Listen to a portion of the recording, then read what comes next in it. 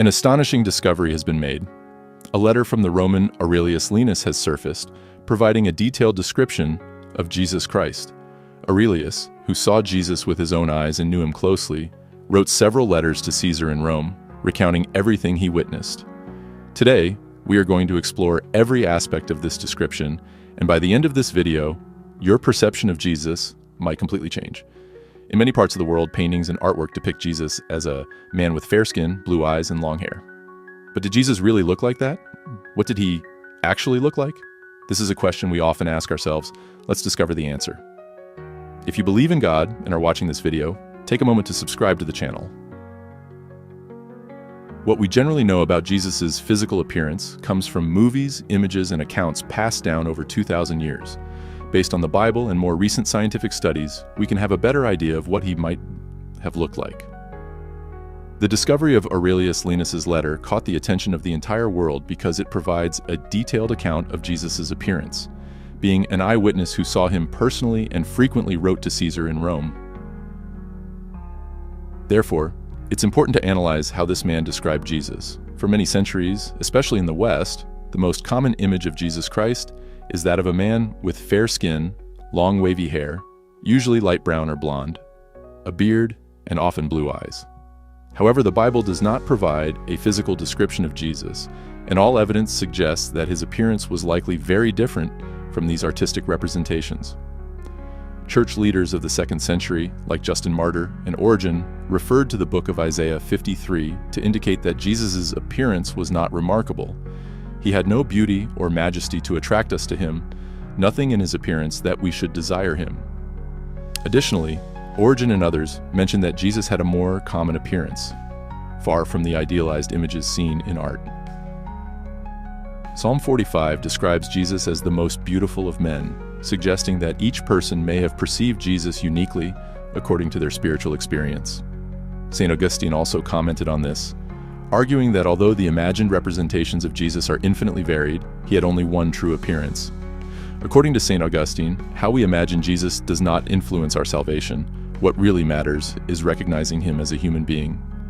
In the 4th century, Bishop Eusebius of Jerusalem explained that the Savior appears in different ways to each person according to their needs. For those who need joy, he reveals himself as a vine. For those seeking a path, he is the door. For those in need of intercession, he is a high priest.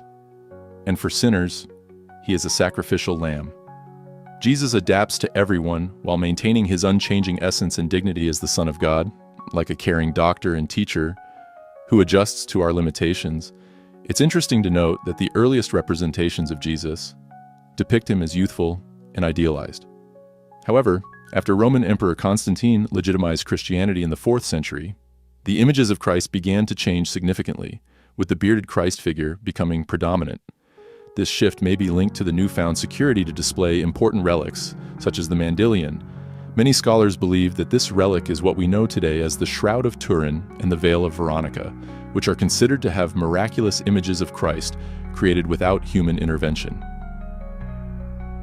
The only physical description of Jesus that we have comes from a copy of a letter sent by the Roman Publius Lentulus to Emperor Tiberius, found in a monastery, along with other ancient documents. According to this copy, the original letter is from the 12th year of the reign of Roman Emperor Tiberius. Historical records indicate that a Roman named Lentulus was in Judea during the trial and crucifixion of Jesus, and his influential family is mentioned by the Jewish historian Josephus in his work Antiquities of the Jews. However, the authenticity of this letter is questioned by some scholars. In the letter, Lentulus describes Jesus as having a noble and expressive face, light and slightly wavy hair, dark and arched eyebrows, intense blue eyes, and an extremely graceful expression. He mentions that Jesus had a long nose, a beard that was almost blonde and not very long, and long hair that had never been cut. His neck was slightly inclined, which made him appear neither severe nor arrogant. Jesus' face, tanned in the color of ripe corn, displayed seriousness, wisdom, gentleness, and kindness, with no signs of anger. This description can be complemented by the information obtained from the Shroud of Turin. Professor Giovanni Giudiga Cordiglia, an expert on the shroud and a university professor of forensic medicine, analyzed the data and concluded that the man wrapped in the shroud was of great beauty and remarkable stature, standing about 6 feet tall with perfect physical proportions. The cloth shows that he had a soft and gentle face, a broad and straight forehead, a straight nose slightly inclined downward, and large eyes that conveyed both wisdom and kindness.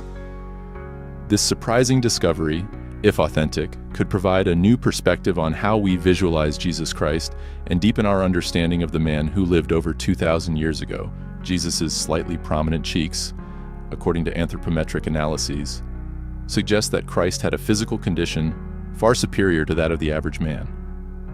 His cranial capacity is estimated to have been around 1,575 cubic centimeters, indicating a large head with a cranial capacity coefficient of 95.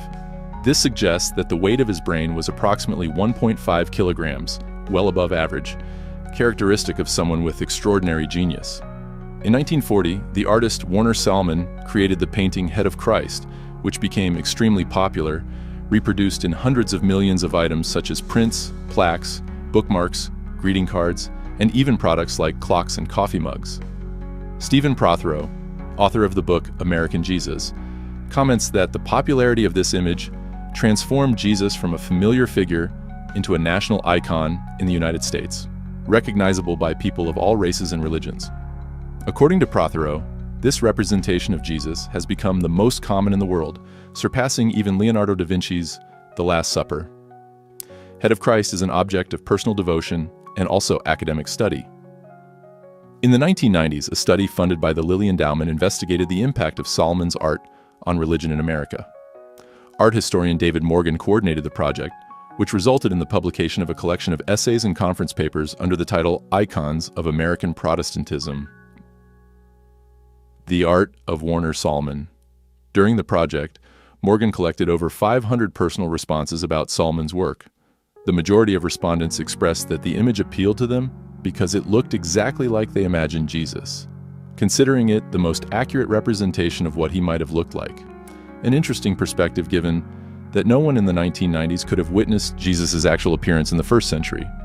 Morgan suggests that the sense of authenticity and widespread admiration for Salmon's Head of Christ can be partially attributed to the portrait's almost photographic qualities, which give it a realistic appearance, making it seem like a personal memory.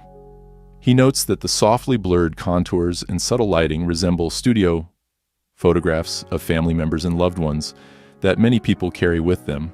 Another aspect that potentially enhances the public's affection for this image is the fact that Jesus is depicted in a close-up from the shoulders up, isolated from any temporal, spatial, or narrative context. This allows people to place Jesus in their own context, and since there is no interaction with other figures in the painting, it provides a more personal and intimate connection with the figure represented. Jesus' gaze in the painting adds to this sense of closeness and connection. Remember that Jesus was also seen as an ordinary person. He wasn't considered handsome or attractive, and was even ridiculed and spat upon. People often judge based on outward appearance, but that's not what Christians should do. Our true worth doesn't come from our looks, popularity, or attractiveness. Our value comes from God's love for us, as we are made in His image. Sometimes it can be more challenging to understand the image of someone with eyes like blazing fire and a voice like rushing waters than that of a simple Galilean peasant. Or in moments when we feel deeply spiritually moved, it may be harder to accept Jesus as someone without physical attractiveness than as someone with a light that outshines the sun. However, it is not necessary to know Jesus' physical appearance to feel the Spirit's confirmation that He is our Savior. We don't need an exact mental image for Christ's atonement to work in our lives. It's also not essential to see His face now, to recognize it as familiar and beloved in the future when we have the opportunity to meet Him again. No matter how curious we are about Jesus, all the faithful who have been baptized in His name can be sure of one thing: the day will come after our earthly lives have ended, when Jesus will welcome us at the heavenly tribunal, and we will see Him face to face in a reality that transcends the barriers of time and space. Click now on the video appearing on the screen to learn more about the subject. If you like the video, subscribe to the channel now.